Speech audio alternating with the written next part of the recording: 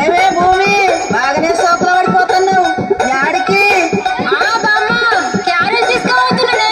క్యారేజీలో చేపల కూర కమ్మటి వాసన వస్తుంది. మీ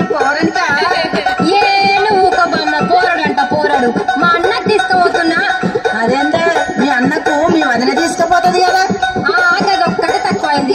మా వదినకు చీరలు కావాలి, లిప్స్టిక్లు కావాలి, అది కావాలి, ఇది కావాలి అని అన్ని అడుగుడు తెలుసు కానీ ఇవన్నీ చెయ్యదు. అవునా? ఏం పనులు చేయదా మీ వదినే? ఇంతకు ఏమేమి